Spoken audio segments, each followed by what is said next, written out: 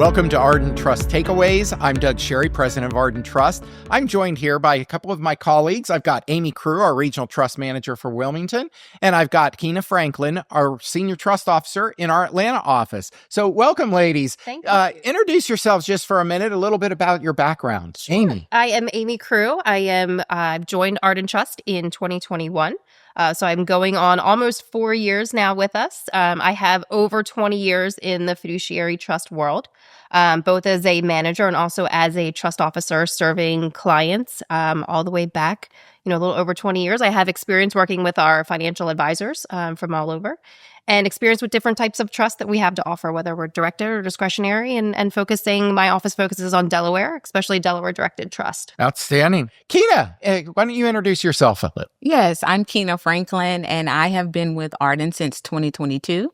I have nearly 20 years of experience in the business, with working in personal trust and managing investment management accounts and just the whole trust industry as a whole. All of my experience, my whole career has been in trust. And I always get excited about this business because it is a niche and we are needed. And I'm just happy to be with Arden so I can add more impact to the company. Outstanding. Well, great to have you both join us today. We're going to delve right into our topic of client service. We really just want to talk a little bit about some of the client service stories that you may have that you've encountered, hopefully good ones that you can relate, and we can kind of talk through that a little bit. I don't know if one of you has something in mind you want to share right out of the gate.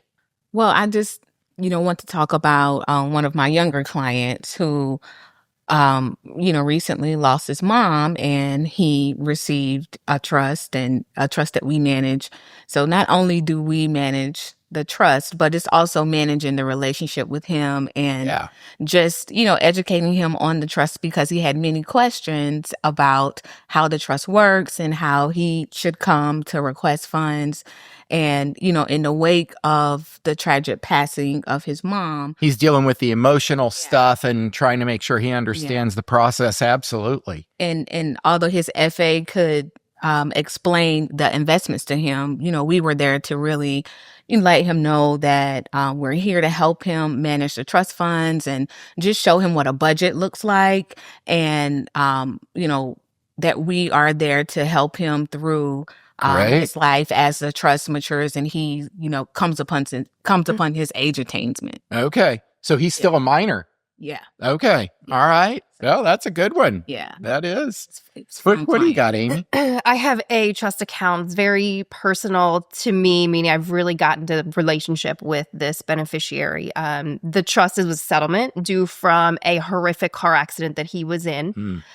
He was in a car with his father-in-law and himself, and he was rear-ended by a tractor trailer going at 70 miles an hour, and his father-in-law was deceased, passed away from that, and his life has been changed. He has some cognitive issues that he's working through, but he went from being a independent worker to now not being able to work, struggling with some neurological items. So this trust is a settlement trust for him to help him, and he doesn't want to be treated as if there is something wrong.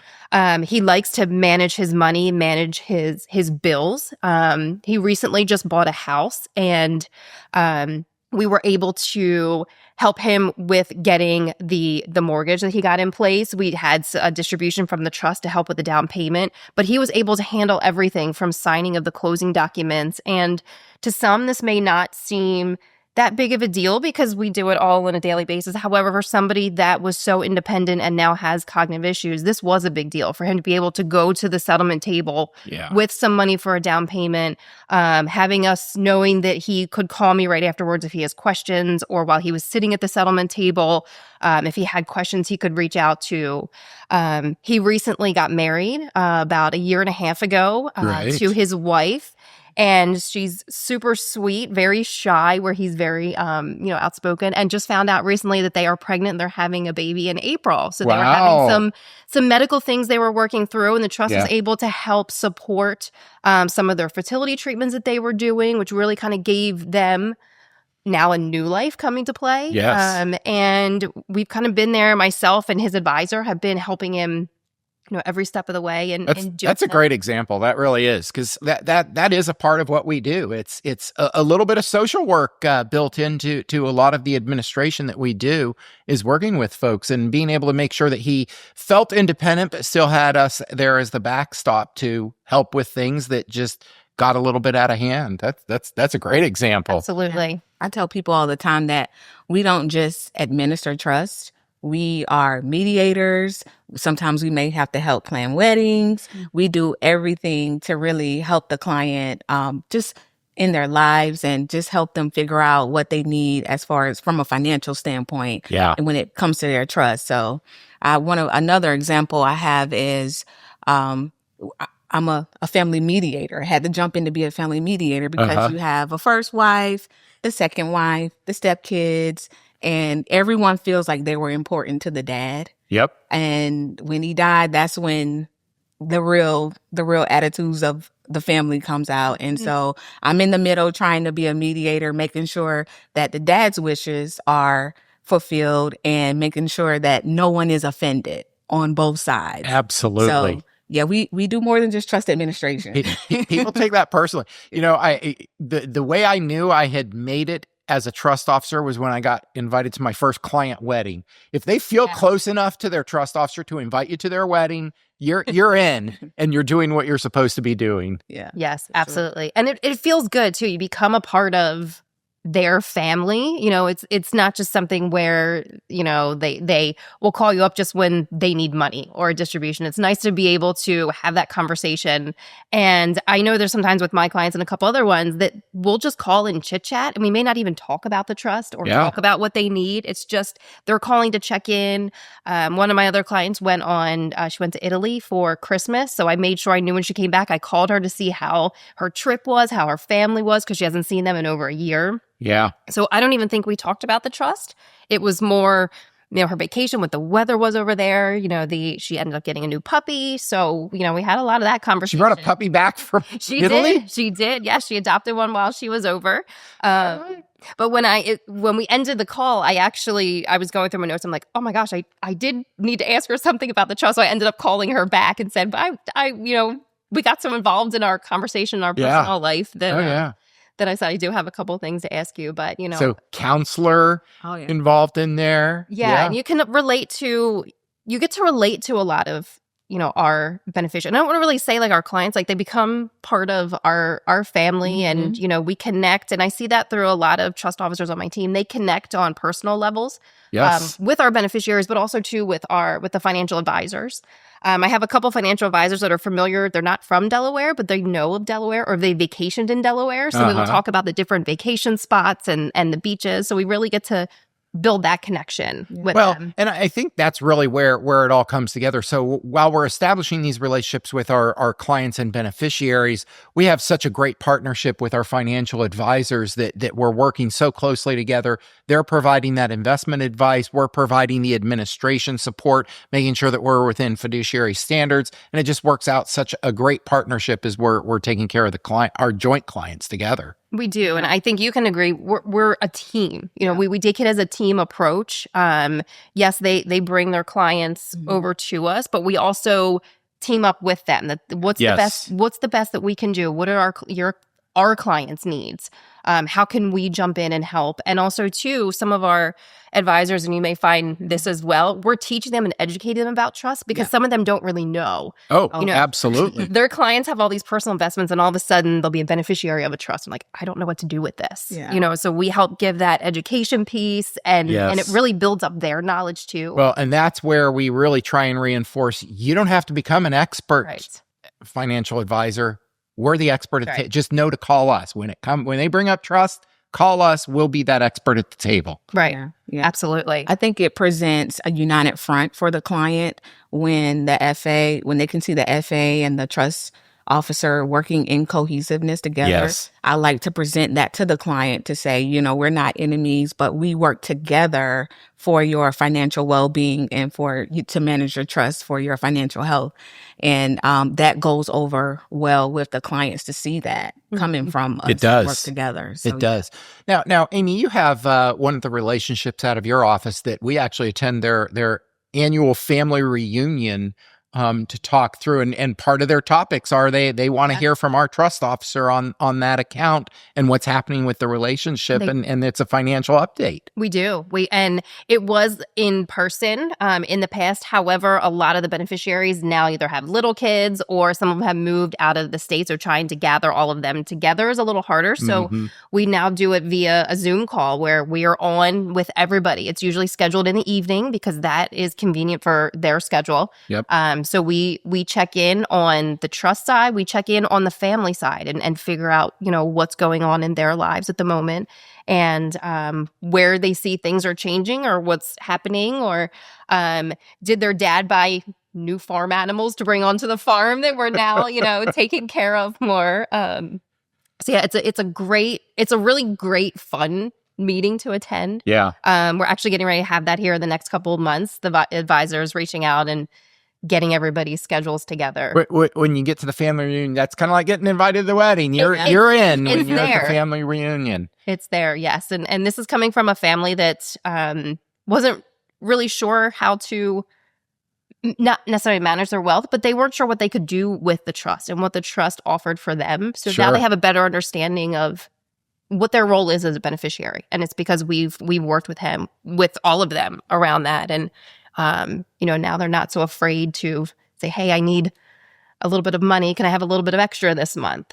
Absolutely. Yeah. Absolutely. And the money is the sheer fact is the money is sitting there for their use and benefit. We are just standing in place of somebody else saying, can we do it? Can we not? And the governing instrument is our control mechanism. Yep. Absolutely. That's what we're here to do.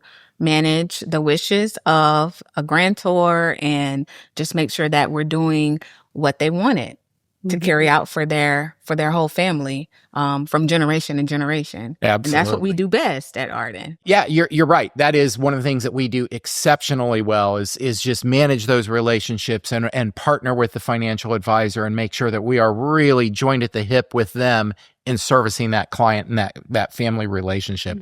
It's incredibly important. People think, well, it's only money. Well, it's only money unless it's your money. Yes. Then it becomes much more emotional attachment and working through that. So let me ask you this question. So in those cases, because we have some family members who are our co-trustees, how do we make sure that those go as smoothly as possible? Well, I know some of our accounts, the co-trustee is definitely like the advisor, a part of the team with us. We also have a duty as a corporate fiduciary to make sure that the co-trustee is included as well, because they still have a fiduciary obligation to review the statements, to review when we're making distributions, to review the investments with us. So they become, again, part of the team.